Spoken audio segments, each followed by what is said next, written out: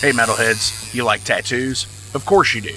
If you're in the Louisville, Kentucky area, come on over the bridge to Clarksville, Indiana, and get you some ink done at Ageless Art. If ink isn't your thing, they have a piercing studio as well. Visit agelessartclarksville.com to see some frequently asked questions, meet the staff. The shop is open Monday through Thursday, 12 to 8 p.m., Saturdays, 12 to 10 p.m., and Sundays, 12 to 6 p.m., all appointment-only spots. You can set up your appointments by phone at 812-283-1793 or email agelessarttattooandpiercing@gmail.com and someone will get you set up for your first or your next tattoo or piercing.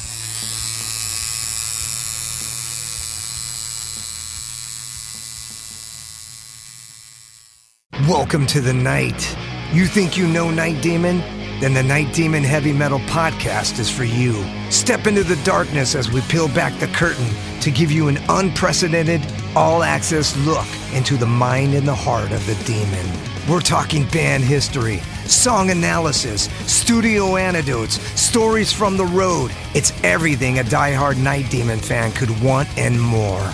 This is the only place to learn the inside scoop, the deep dive trivia, the untold tales from the band members themselves and those closest to the Night Demon story.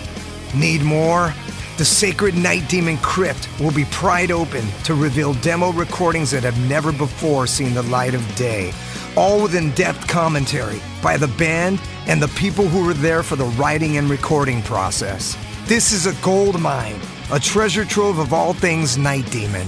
Head over to nightdemon.net or wherever you listen to podcasts.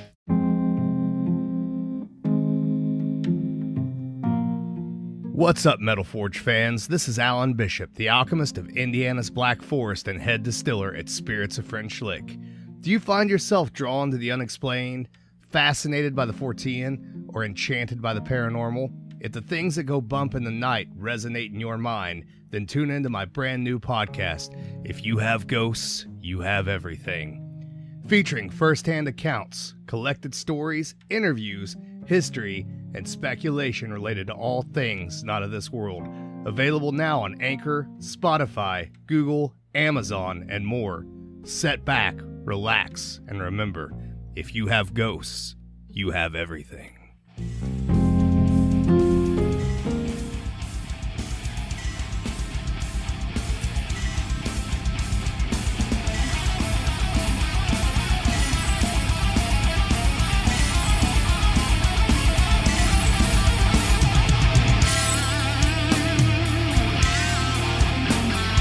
Thank you for tuning into the Metal Forge. I am Mark Jackson and I am your host. The premise of the show is pretty simple. Awesome interviews and awesome music. If you want to contact me, hit me up at metalforgeradio@gmail.com or visit the website metalforgeradio.com. And now, let's get this show on the road. What's going on, metalheads? Thank you all for tuning in to this week's episode of the Metal Forge. How are you in this descent into spooky season here? You know, Halloween is on Monday, but wait, I gotta stop. I can't get ahead of myself because I recorded a whole monologue of like 7 minutes and didn't even announce the guest yet. So, I'm gonna go ahead and do that right now. Our guest this week in a special Reforged interview is Cam Mesmer from the band Spell. He was back on the Metal Forge back in 2020 of all times. Oh my gosh, when they released Opulent Decay. It seems like an eternity ago because, you know, here in just about a month from now, here in about 4 weeks actually, we're going to have episode number 200. 200 episodes, that's insane. That's every week, you know, minus like a couple of weeks here, you know, in January of 2020. But like 200 episodes, that is wild. I'm like ecstatic. I'm stoked. I'm going to try and come up with a super cool guest for that week. So we'll see. We'll see what's going to happen. I mean, holy shit, right? It's 200. So going forward in the Metal Forge, I did an interview last night with Harold and Angela Garland and Anthony Rutherford on their Crossfire radio station show called Local Overload, and it was really cool. It was really fun, but it's like I get to get the word out about the Metal Forge and about my band Overload, right? So I've always said that the Metal Forge is not always necessarily about, just metal music. It is about heavy music and the culture, the metal culture, whether it be the metal musicians, punk musicians, what am I trying to say here? Horror movies, artwork, tattoo artists, it's the culture. It's not like just, talking about the music, it's about the way of life. And going forward, I am going to try my hardest to actually get more guests on the show that are in the culture, from having tattoo artists from around the country / world, having artists on here like Paul David Seymour, people like that, and having them on the show, because it matters, it kicks ass. And if you can turn on anybody to someone else's art that you enjoy, that's a win-win for both. Because hell, I mean, if we didn't have these awesome fucking artists like Pitforge Daniel Porta or Bronca Studio or Broham or any of those awesome fucking people, Jared Spicer, Phil Garrett, any of those awesome fucking people, Halsey Cost, we wouldn't have awesome fucking album covers, and that's just part of it. Because like I said, Jared Spicer and Phil Garrett, they also do tattoos. Phil owns Ageless Art Tattoo, who is a sponsor here on Metal Forge, and Jared has done tattoos on me even. I think he's done 5 on me this year.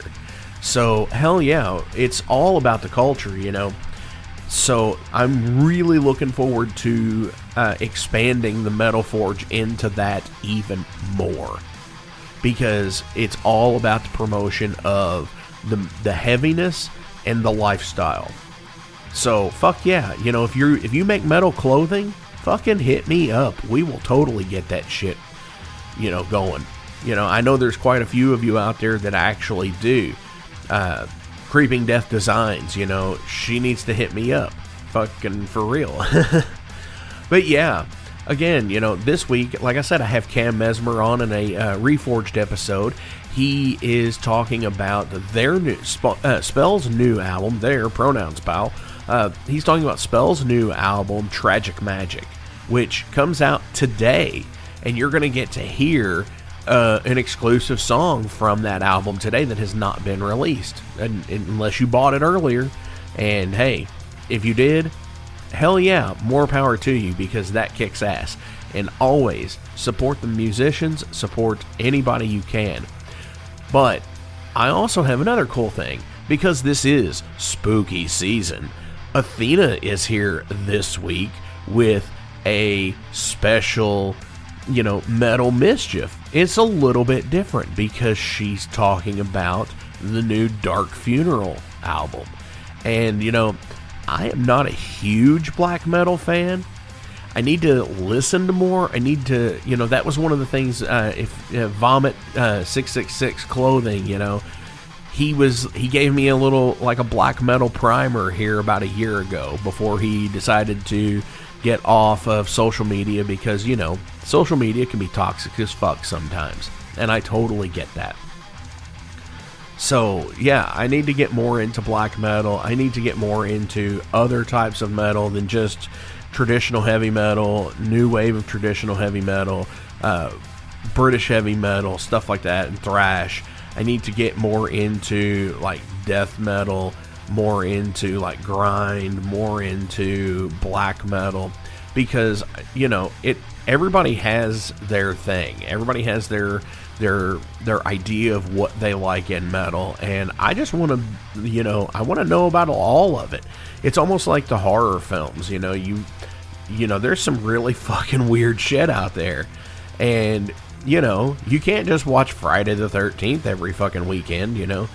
Ultimately, it's not going to do the job, I guess. It's not going to scare the fuck out of you anymore, right? So you've got to go even farther, I guess. So, yeah. Let's check in with Athena here at Metal Mischief and from the Heavy Metal Bunker and see what she has to say.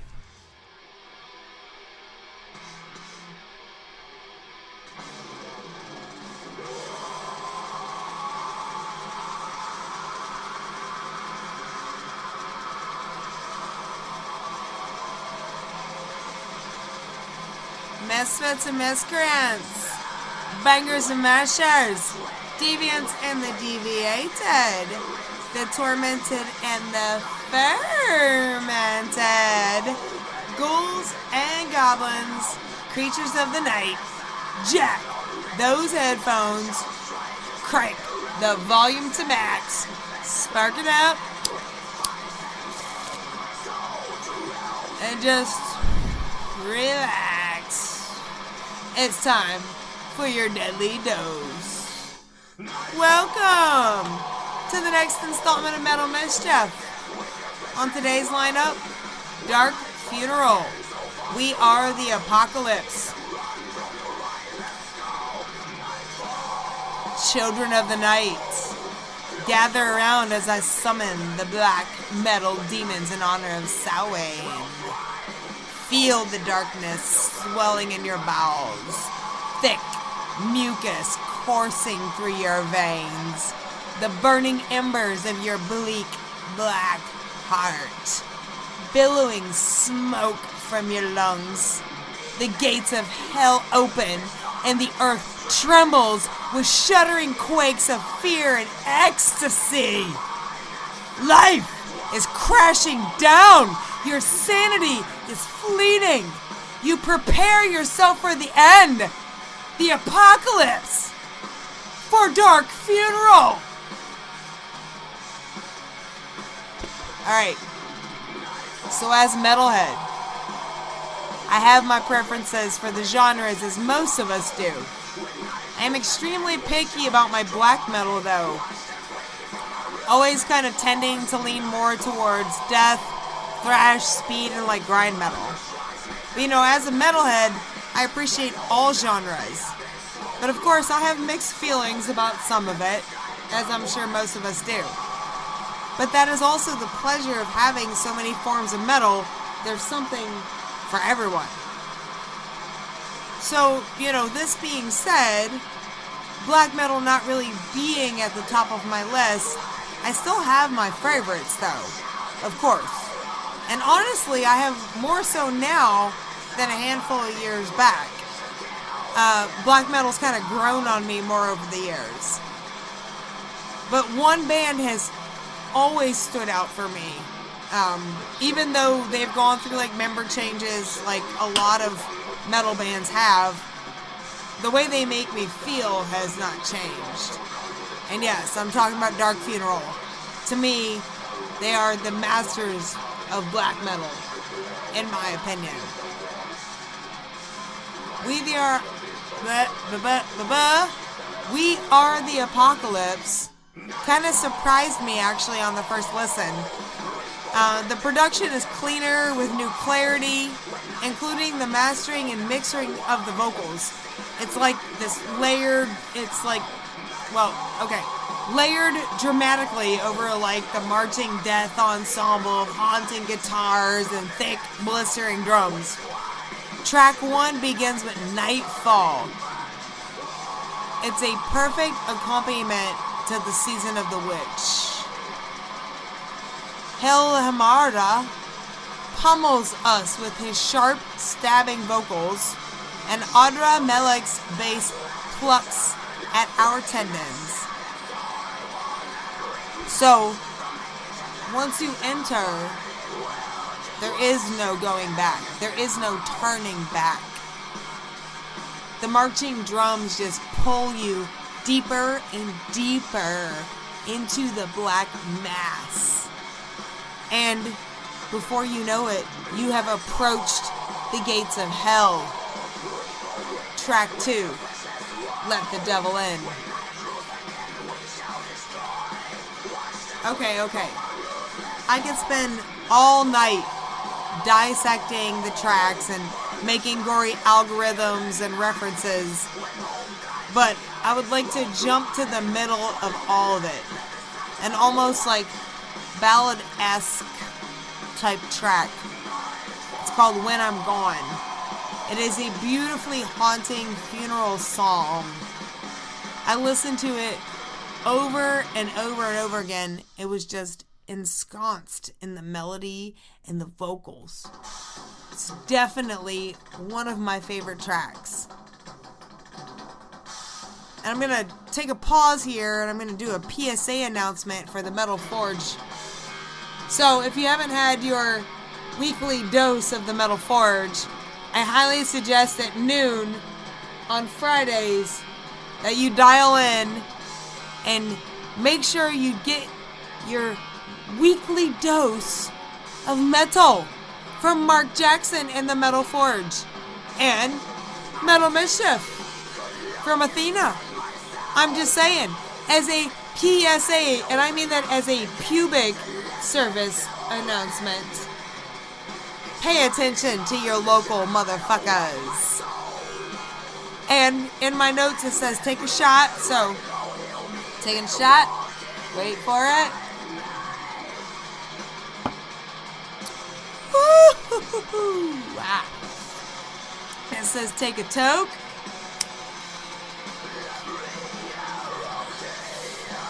Oh, and then it says high five Mark. Yeah. Mark. Yeah. Up in the heavy metal bunker. That's right. So we're going to jump even a little further ahead, guys, because I'm not going to ramble on about the whole album like I just said. But Leviathan is a true ode to black metal. It's a spiritual, like, upheaving and an upheaving of melody and anarchy.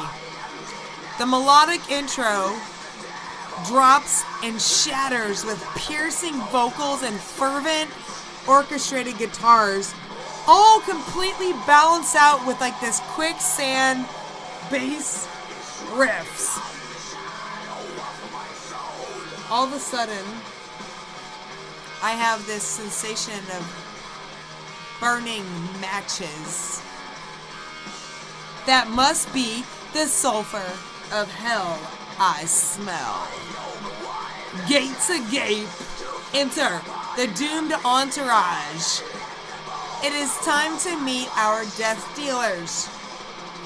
Lord Aramon on guitars and songwriting. Oh, wait. I forgot to do my disclosure here. If I fuck up any of your names, I am extremely sorry. I try, I really do. I Google the shit. I try, I practice, I fail. But please don't be mad. If you would like me to, I will always correct it. Just reach out to me and let me know, hey man, this is how you pronounce my name. Just, that's cool. Because I'm about to butcher the rest of these. Shamol. Shaq. My computer wanted to say Shaq, but I wasn't going to do Shaq on guitars. Unless that is actually how you pronounce it. In that case, I'm very sorry. But I'm going to go with Shamol, because it just sounds really cool. And then Elamahadra. I did that right? Again, I think. Vocal and lyrics. Adra Melek on the bass. And Jalahalama on the drums. Again, you guys, I am so sorry, but I appreciate everything you do, even if I fuck up your name. So, that was the nitty, here is the gritty. Being that this is the 7th studio release, you would think that bands would, quote unquote, and I'm doing the air quote finger thingies, fool around on their producers. But not Dark Funeral. They are still under production and distribution, signed to Century Media Records. That's right, Century Media Records. So, keeping the band in mind though, make sure you visit your local record store and stalk the band on Bandcamp, YouTube. Oh, yes, by the way, they have several very cool videos up for the new album, so check it out. Spotify, Pandora, and all the other streaming music platforms. Do it! Just fucking do it! Just go fucking do it, man! Alright. So we have come to that point in the evening when we have to part ways. Are you sick of me bossing you around? You want to get back to the Metal Forge and see what Mark has to say? I know. But not before we do Athena's shot review. 5 shots, that is. So, if you have been sleeping through economics, here is how we count to 5. 5 shots. I needed 5 shots to get through the motherfucker. 4 shots. Meh. Could've used some 3 shots. Good. Made me air drum. Bang my head. 2 shots. Really good. Put that shit in the glove box for traveling. 1 shot. Excellent! I will probably have a bangover in the morning. So, Mark, will you help me with a shitty drum roll, please? I give Dark Funeral's new album, We Are the Apocalypse, 1 shot! Excellent! I will most definitely have a bangover in the morning. So, until we meet again, have a most excellent time. And remember, keep it heavy.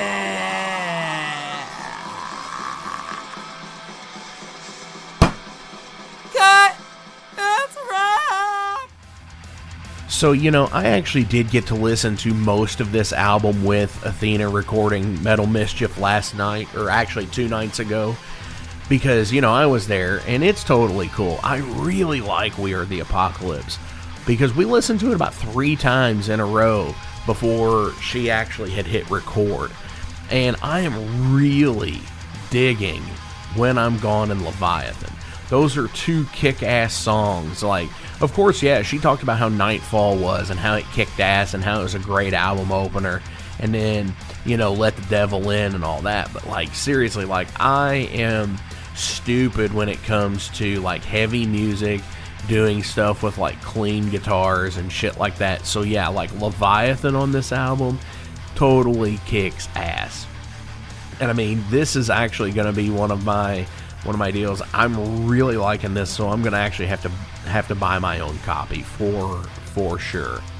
So let's go ahead and let's get into this episode with Spell with Cam Mesmer here. He kicks ass. He's a super down to earth guy. He is an awesome cat. I love talking to Cam. I love talking to him on Instagram and stuff like that, and just seeing what all these guys are doing. So, from the new album, Tragic Magic, this is not the exclusive, by the way. This is the song that they released a video to. This is Ultraviolet.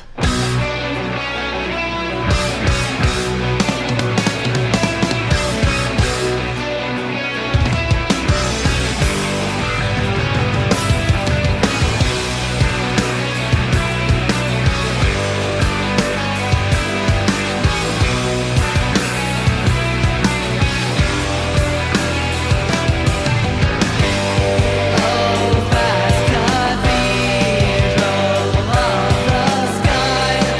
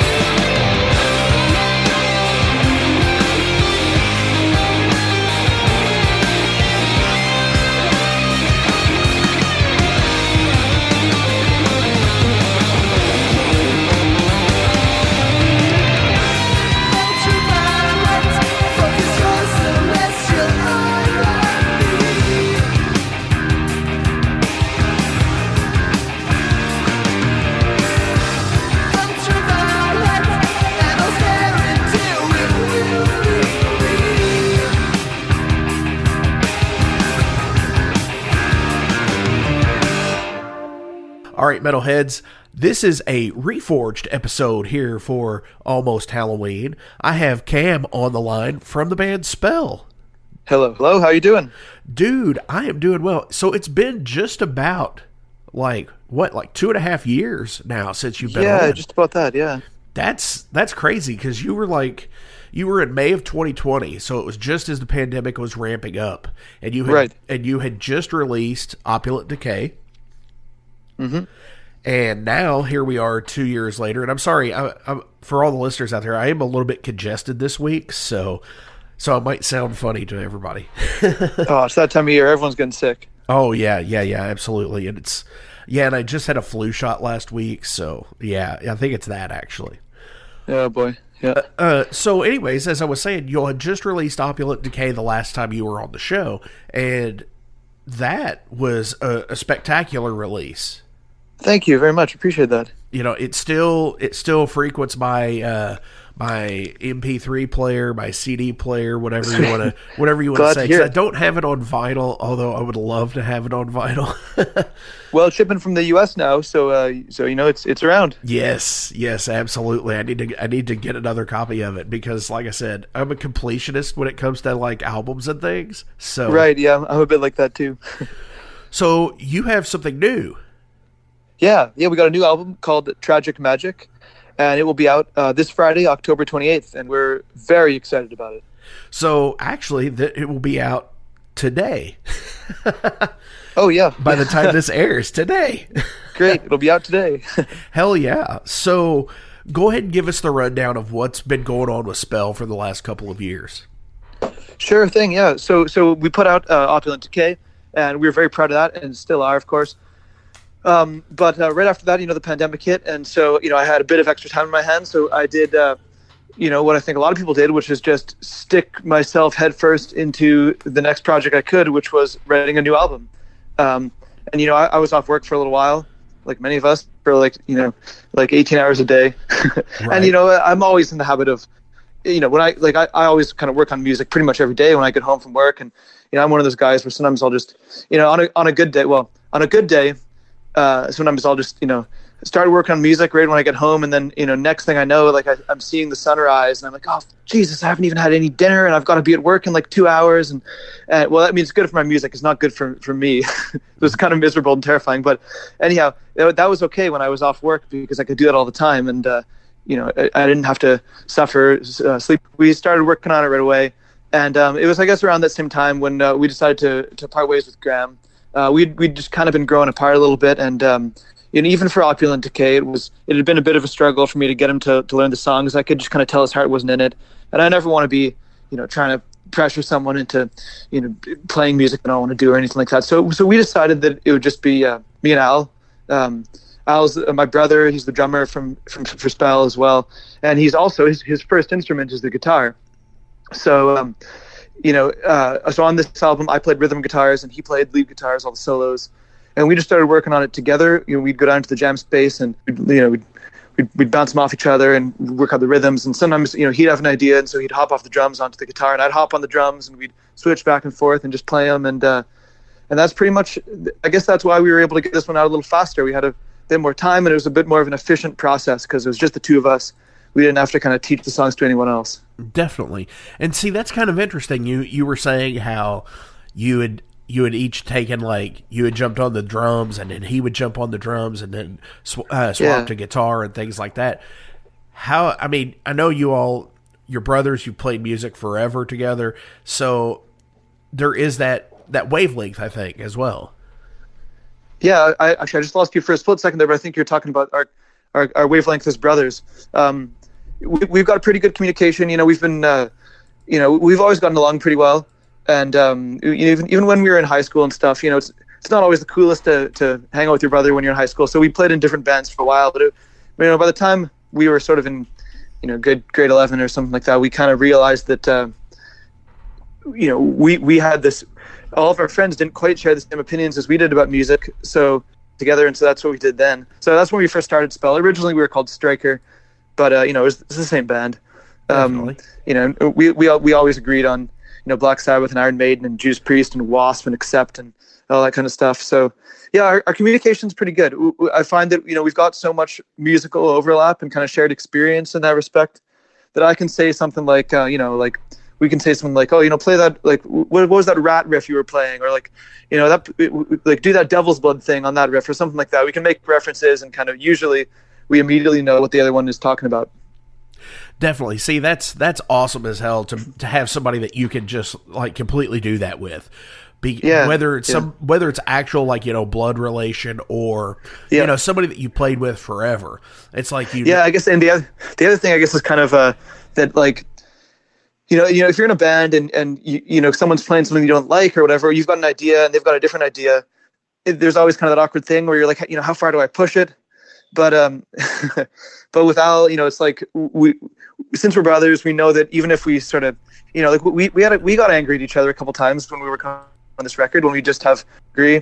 But it's kind of one of those things where if I really believe in something, I know I can push it. And the next day, even if we get really mad, the next day we're going to be fine because we're brothers and we get along. And I always know it'll come back around after a bit. So it was like we never felt like we were walking on eggshells. When we had an opinion about a song, we always said it. We always got it out there. And there's a lot of times when he'd say something about something I'd written. It's tough, of course, when you write something and then someone's like, nope, that isn't good, and you're like, it just hurts you so bad. But a lot of the times, when I know to trust him when he says something, who I will sort of let, sort of like slice up my music that I write, without feeling like, oh, he just didn't understand it or something. Okay, I know that Al gets it, so if he says something I'm doing is bad, then I know it's bad. Well, and plus, you talk about you all did get into it a little bit, but like, we're all adults here, and at the point, I'm sure you all have had your day of schoolyard tussle type stuff that you're just not doing that these days. Right. So until you're, sometimes when you're siblings, you're suddenly 12, you're both 12 again. Right. But most of the time we're all adults. Definitely. So this is another new full length. It is a total of 10 tracks. Mm-hmm. So that's totally cool because you all are still putting out albums where a lot of people have switched over to the EP thing. Right. And a lot of people even just to the singles. And I can understand that, the modern format of music for most people, by and large across the world, is not vinyl. It's, Spotify or whatever. So I can understand why people are doing that. Like you get to kind of make a bit of a hullabaloo for every single instead of just once for the whole album. So, in terms of like, like PR per square inch, you're getting more value. But I just like albums, that's what I grew up with. Maybe that just makes me sort of an old fogey that's going to be obsolete right away. But, I still have my record player. And even when I'm not putting on vinyl records, when I go to listen to music on YouTube or Spotify or whatever, or on Bandcamp, I usually put on the whole album and I kind of, most of the time, just sort of listen through it just because that's what I feel like I want to experience the artist. I agree 100% with that. And that is one thing that I do. Every time I go to a show or host a band or anything like that, I will try to, I will purchase anything that they have on physical media, always. Cool. Whether it's CD, vinyl, if they have something, I will get it. Awesome. And one of the things we need people like you. Yeah, exactly. And one of the things I love doing is just putting it in and start to front, or front to back, whatever you want to say, start to finish. Just listen to the whole thing and just see where it takes me.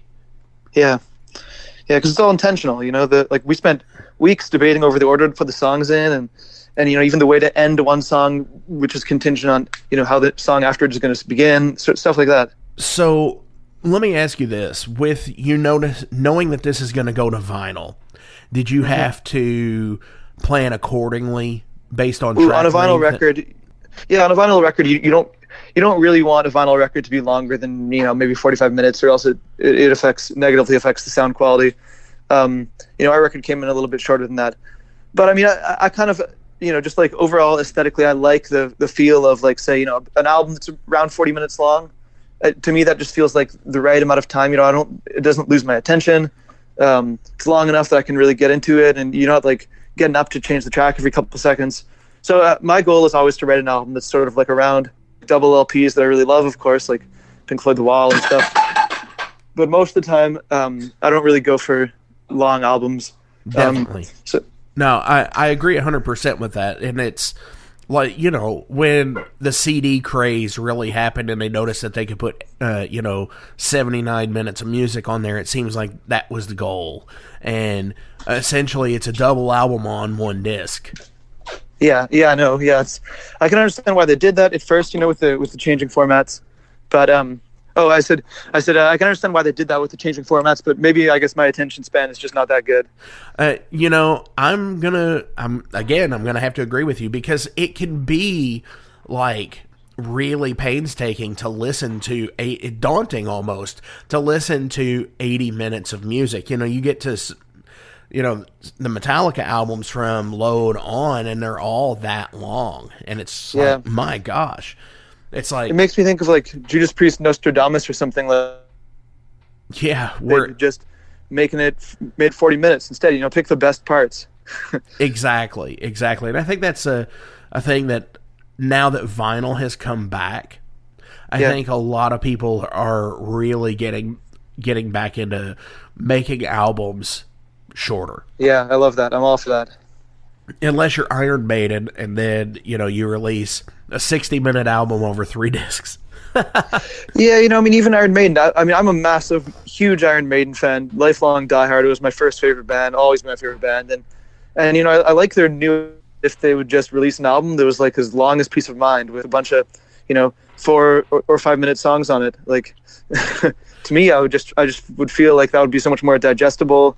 I don't really need to listen to too many 12-minute heavy metal songs very often. Right. The reason I say that you listen to like Hallowed Be Thy Name and Rime of the Ancient Mariners when you're doing cardio. Yeah. Sure, those are great. And I like it when every album maybe has like one epic banger. That's fine with me. I'm not against them. I love Hallowed Be Thy Name and Rime of the Ancient Mariner. But I saw a little while ago that I think it was the last Iron Maiden album, they were kind of advertising. This is the longest song we've ever written, like something like 21-minute song or something. And I was just thinking, to me, that's not a selling point. I'll listen to it for sure, but like I never would write a song to try to make it long. In fact, on this album, we spent a lot of effort trying to do the exact opposite. We really tried hard to just pare them down and like cut anything away that wasn't just the crucial, fundamental building blocks structure of the song, because I just feel like we aren't getting any longer. We've all got stuff to do. We're all busy as hell. I don't have time to sit and listen to, an 8-minute song when it could be said in 3 minutes. Right. I was inspired for that in a lot of ways by the Motown hits of the 60s and the 60s girl groups and that sort of stuff. I've been listening to that stuff lately, and I just was blown away by the efficiency of the songwriting. Like there's, it's not trite. It's not like they're just short pop songs with nothing to do. They're goddamn beautiful, but there's no extra. You can tell that they were just such brilliant, like such experienced professionals in such a kind of minimalist way. There's nothing extra. There's nothing unnecessary. There's no notes that aren't needed. So every note you hear, it's so intentional, so necessary. If you take away even one part, the whole song would lose its structure, lose its integrity. So that's really what we were trying to do on this album, which is why the songs are a little bit shorter, more efficient, sharper. Definitely. And that's really interesting that you say it that way, because it's actually just not Motown that does that. It's it's almost all of the music in the early to mid 60s that do that. Whether it's the Beatles or the Stones. Tons of music does it. All kinds of music. It's kind of the whole deal with pop music. But it was kind of Motown specifically that kind of got me really thinking about that actively. Oh yeah, absolutely. And see, I look at people like Little Richard and like Jerry Lee Lewis the same way, where they just got they've got this natural like hit within their body that they make them one thing famous, and then they just go with it and run with it. Mm-hmm. And who's to sit there and to say that Long Tall Sally is not the same as Good Golly Miss Molly, because it is. It is all relative, but you're absolutely right. There is that thing that like that sweet spot to hit. Yeah. Well, Lemmy always said that Little Richard was his favorite musician of all time, I believe. So something to learn from that guy. Oh yeah, absolutely. And, I was, gracious enough to actually, gracious, I guess, I don't know. I was able to see little Richard when he was still, well before he had passed away. And wow. It was awesome. That's cool. I'm jealous. Oh, that's amazing. Well, I went to South by Southwest in 2004, and cool. he was the keynote speaker. And I swear the man played 2.5 hours straight. Wow. The band kept playing. Even when he would talk to the crowd, the band would keep playing, and he would just... Wow. And they played 2.5 hours. People were yelling songs out. He would go from one straight to the song that he heard somebody yell out. It was great. Wow. And consummate professional. And I mean, at the time, he was probably like 66 or 67 years old, Yeah, that's amazing. That kind of energy, and those songs take a lot of guts too. Like there's not some easy listening stuff. He's howling and wailing and caterwauling. It's unbelievable. Oh yeah, absolutely. I mean, I don't know if I could do it, but yeah, I've got a lot of respect for musicians that are that old that are still doing it. Like Ozzy. A couple of days ago, actually, I saw Elton John, and he was just he's I think 76, and he was just jumping all beautifully. And actually, a few weeks ago, I got to see Buffy St. Marie, and she's even older than that. She's 79 or even maybe 80 or something like that, and she has so much energy. I couldn't believe it. If I'm doing half that well when I'm half that age, I'll be proud. Oh yeah, absolutely.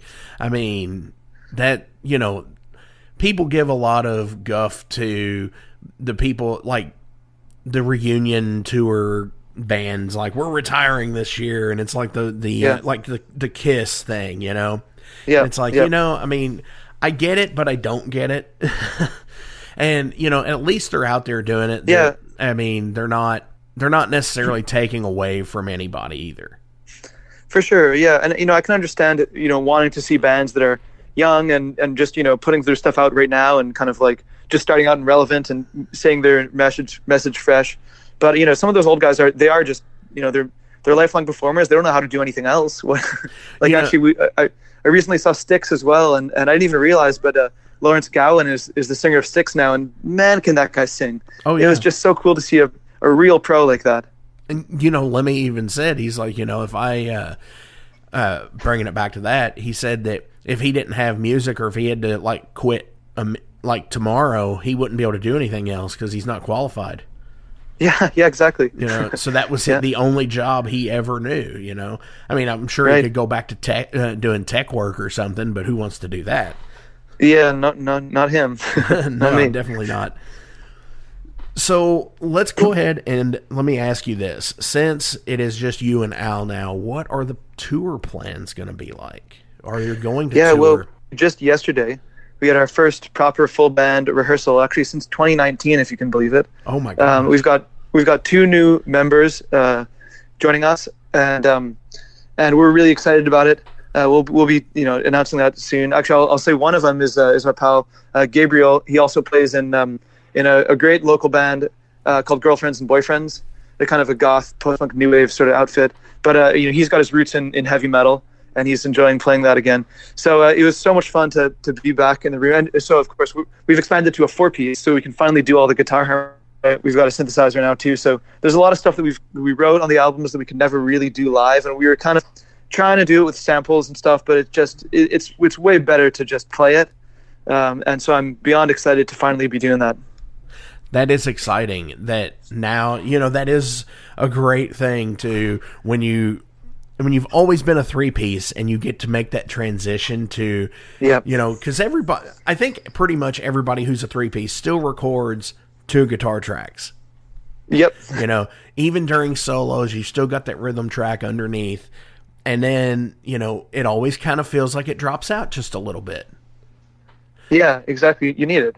Yeah, and then when you actually get to make that transition to having a second guitar player, I think that's really, really kind of cool. Yeah. I wish, sometimes I wish that my band would do that, but then again, I'm like, well, we work so good as a 3-piece.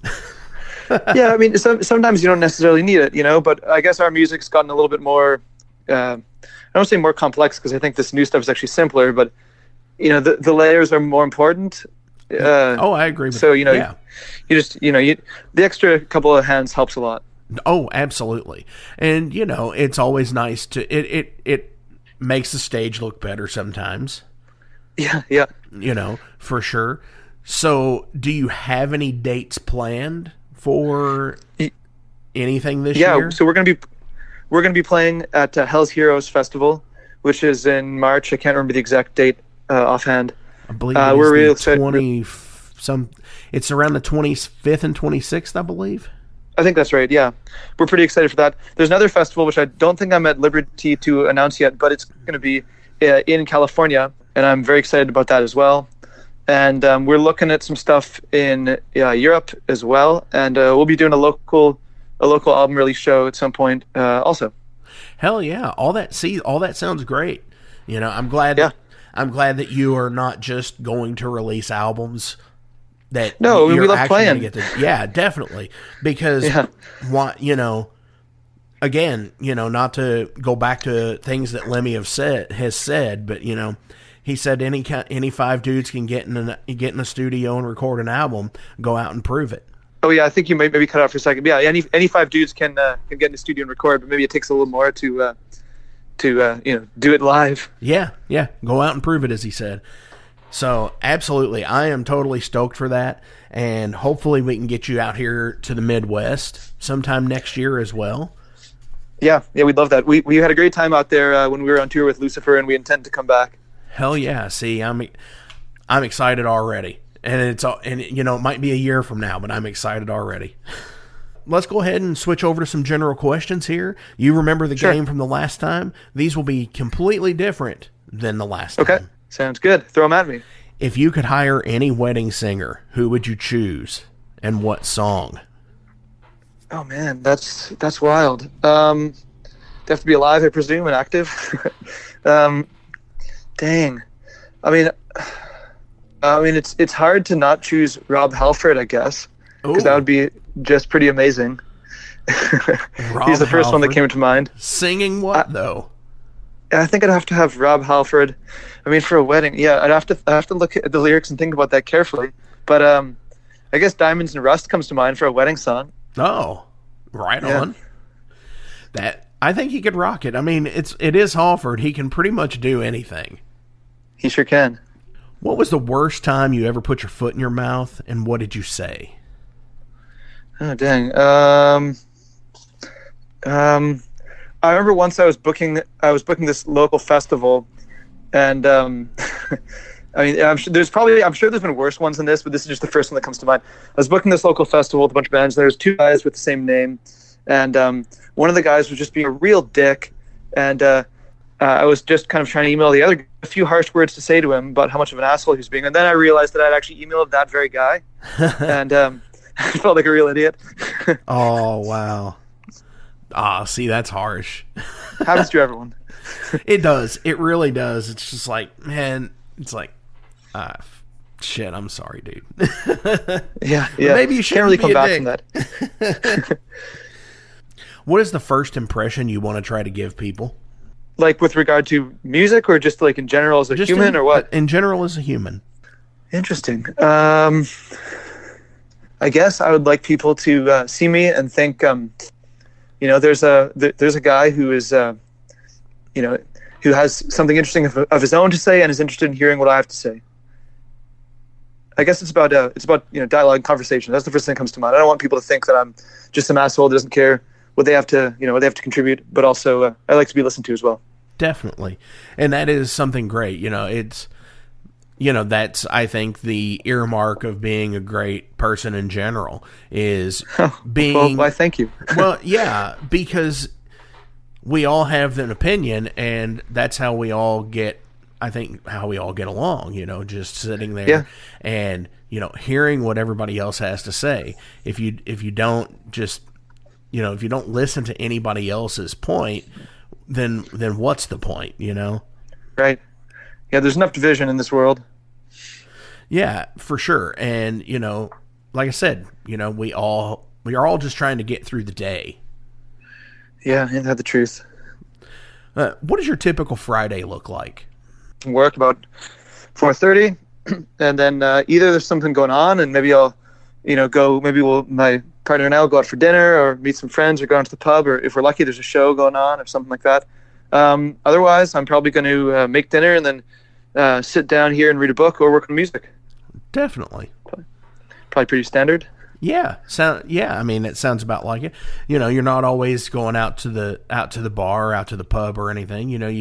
A nice night in works just as well. Yeah. What's the most annoying bill you have to pay? The most annoying bill I have to pay. Well, here in Canada, phone bills are famously aggravating. I think I read somewhere they're the most expensive anywhere in the world. That might not be true, but they're not cheap anyhow.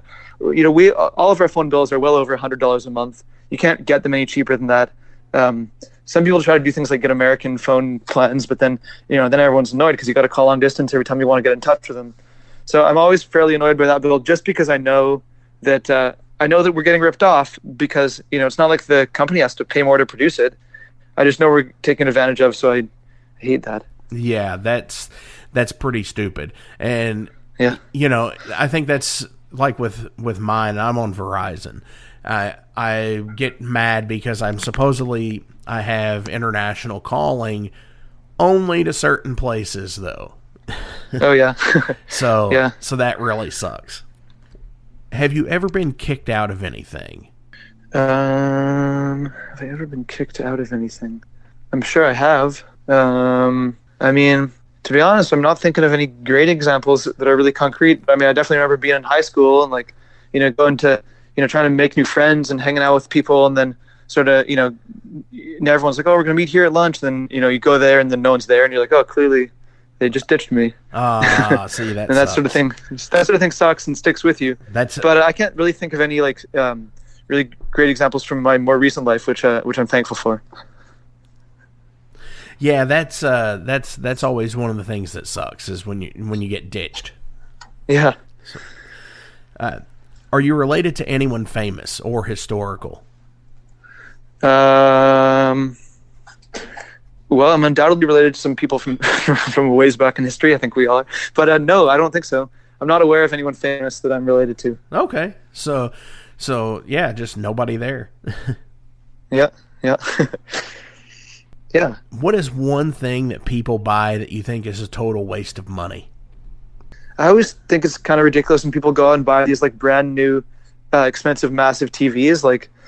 There's so many huge TVs at the thrift store that are quite large, much larger than any TV you could get even 10 years ago.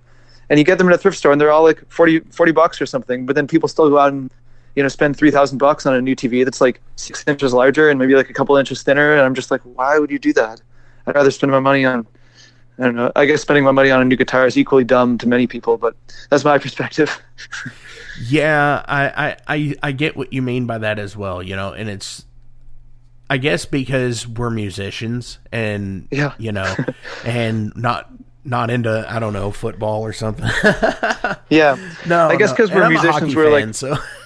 Yeah. I guess being musicians, we're permanently financially screwed because there's so many expensive things for us to spend our money on all the time. So we're all looking for ways to cut corners on anything else.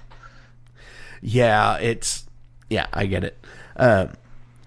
Name something that's on your to-do list that never gets done. Oh, I've got a big to-do list, basically right in front of me right here. Well, geez, one thing I've been trying to do for months is renew my trademark on the name Spell, but I have to do that eventually because I'm running out of time. Yeah, that's a big one. I think that would be up close to the top of the list. Yeah, I mean, I've got to take my car in for some checkups, and I've really been putting off going to the dentist for months and months and months. There's just too much going on, I'll get there eventually, maybe. Definitely. Yeah, I mean, that's the whole thing, and nobody likes the dentist or something like that. Yeah. Cam, thank you so much. Again, like last time. It's been great talking to you again, and thanks for having me on the show. Definitely. I always enjoy seeing your updates and the cool band. I often you send me some bands I've never heard of, and I usually check them out when I have the moment. And yeah, It's a pleasure. Oh, absolutely. So as always, links are listed below, so please give a like, a share, and a follow. And the album is dropping today, so please go out and get yourself a physical copy, because on the Bandcamp page, they do have everything on there. They've got T-shirt and Digipack bundles. They've got vinyl. Yep. It looks like there's black and gold splatter, some purple, and a bunch of others. Yeah. And we got shipping from Europe and from the USA from Metal Blade Records, so should be pretty easy to get your hands on. Hell yeah. Do you have any shout outs you want to give to anybody today before I ask the last question? Ooh, that's nice. I'd like to shout out to Girlfriends and Boyfriends, and I'd like to shout out to Gatekeeper, two great local bands that I really appreciate. Check them out. And I'd like to shout out to Freeways from Toronto as well, our good pals. Oh yeah, I need to get them on here. I've had several people ask me to reach out and get them. So, all right. So, last question of the day. This one's a tough one, and this one's probably going to require a little bit of thought, because it's kind of tough. All right. If you had to lose one of your 5 senses, which one would you give up? Damn it! I've thought of this one before, and I really don't like it at all. I really don't like it. I've tried to play like, can I lose one eye and one ear, but that's never allowed, and that's not really very good either. Let's see. Taste, vision, touch, and smell. I mean, I guess I'd have to lose smell, really. I've always had a stuffy nose, like ever since I'm allergic to dust and stuff. So my nose has always been plugged up. So I've never really had that much of a sense of smell anyhow. So I'd lose that. Although I realize that my taste would probably go with that. But that's my answer. I could get behind that. The sense of smell, obviously the hearing, no, definitely not, with especially being a musician. Sight, is still a tough one, because I know people who are blind, and I have some friends who have went blind, and it's so unsettling. Man, especially when it's like you can ask them what do they like, how does their vision work, and and nobody's ever the same. So that's pretty frightening to actually consider. No kidding. Touch, obviously, you need that for music also. Yep. And so many other things, and I mean, just like taste and smell. It would be a tough one. I mean, yeah. I'm going to try to keep all 5, though. I'm going to do my best. Yeah, me too. So, and like I said, that's a tough question. So, yeah. But seriously, Cam, thank you so much. This has been, a little bit of a shorter Reforged episode, but I dig it. It's short, it's sweet, it's to the point, and that's what we like to do here. Absolutely, that's the MO. Thanks a lot for having me on the show. It's been a great pleasure. It's an honor. And hey, I look forward to talking to you again, maybe in another 2 years with a new album. Maybe before that. Let's let's bank before that. So, on the way out from the new album, Tragic Magic, what are we going to play? Ooh, why don't you play Hades Embrace? That was one that we were really debating putting as the first single. We went with Ultraviolet, but I feel like I want Hades Embrace to get a little airplay. Awesome. You heard him. This is from the new album from Spell. This is Hades Embrace.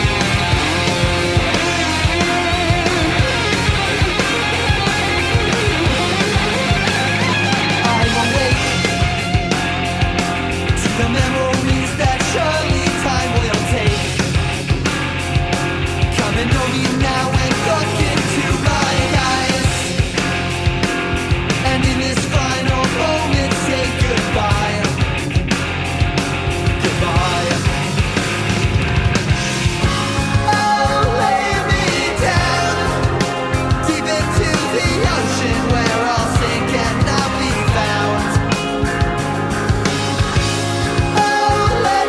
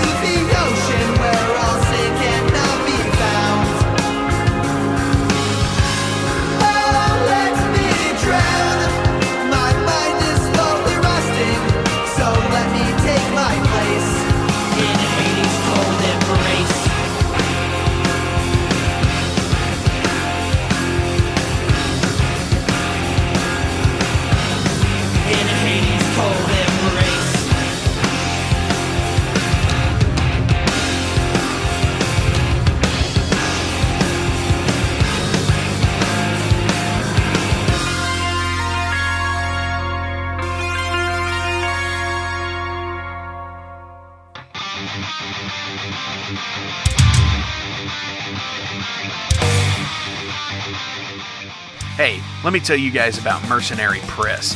They're an independent London label and distributor of all things metal.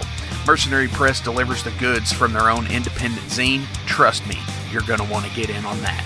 To distributing various bands from all over the world, including Cramp from Spain and Sadistic Force from Texas. Visit mercenarypress.bigcartel.com to find out what all they have in stock and what you can order. And for Metal Forge listeners, enter code METALFORGE to receive a discount on your total purchase at mercenarypress.bigcartel.com. Check it out now.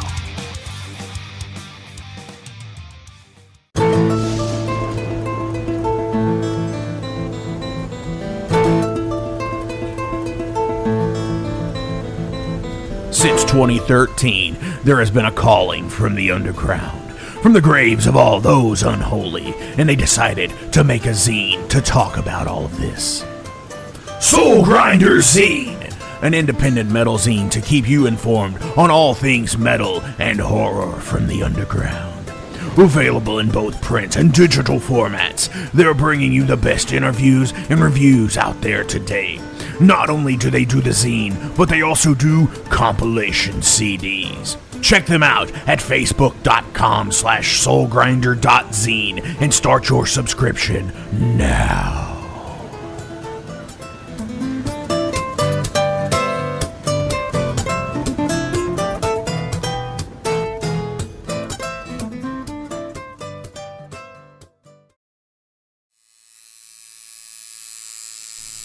Hey Metalheads, it's with great pleasure I get to tell you guys about a new sponsor to the Metal Forge, Ageless Art, New Albany.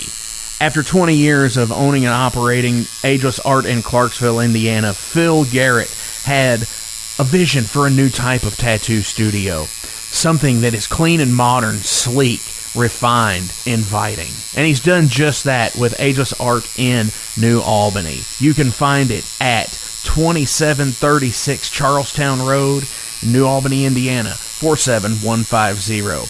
Business hours are Monday through Saturday, 11 a.m. to 7 p.m. Sundays are 12 to 6. All sessions are appointment only, so give them a call and go get you some new ink. Or if it's your first time, go get your first one, baby.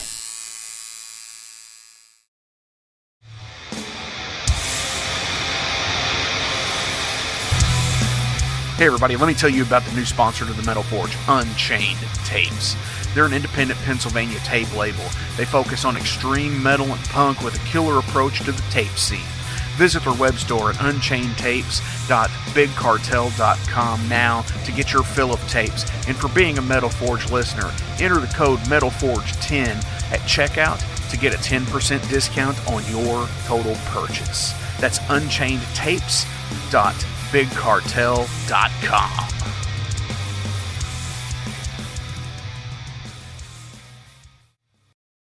Hey guys, Wrestling Steve of the Wrestling Steve Show here. So if you're currently listening to the Metal Forge with Mark Jackson, then you understand that Mark Jackson has a pretty discerning taste when it comes to music as a whole. You'll also understand that he has a discerning taste for professional wrestling, just like me. My show is called the Wrestling Steve Show. I talk about modern and classic pro wrestling in a completely unbiased, unfiltered way. Be sure to check me out on all available podcasting platforms. That is the Wrestling Steve Show. And I am the host, Wrestling Steve. Just remember, like Confucius said, man who goes through turnstile in Thailand is going to Bangkok. Pro wrestling. It's Gonna Get Weird is the name of the podcast. We're on season 2, so you have a whole season to get weird with Frank Green and Scott Clark. The best part is there's always laughter. Oh, yeah, you just pull that out. We have national touring comedians, NFL stars, rock stars, your local friends. It always gets weird. Weird answers. Have y'all ever snorted coke off of a 78 Pinto? No? You ain't no man. Weird questions. Who had a bigger cocaine habit, Jock Sutherland or Kaywood Ledford? Neither one, because they stopped beating their wives. And weird we never even thought of. Well, no, my friend is on acid, and I sent my friend to go find a payphone so that I can call and turn myself in for murdering this guy and ruin my life. We love all types of people, but we don't love all people. Weird. It's Gonna Get Weird is the name of the podcast, available everywhere. And thank you to Big X Sports Radio for being a proud sponsor of It's Gonna Get Weird. Frank Green, Scott Clark. Yeah. Hey, thank you all for tuning into this week's episode of The Metal Forge. I want to take a minute to remind you guys about the Patreon page. Over on the Patreon page, we have the tiers set up to support the production of the show.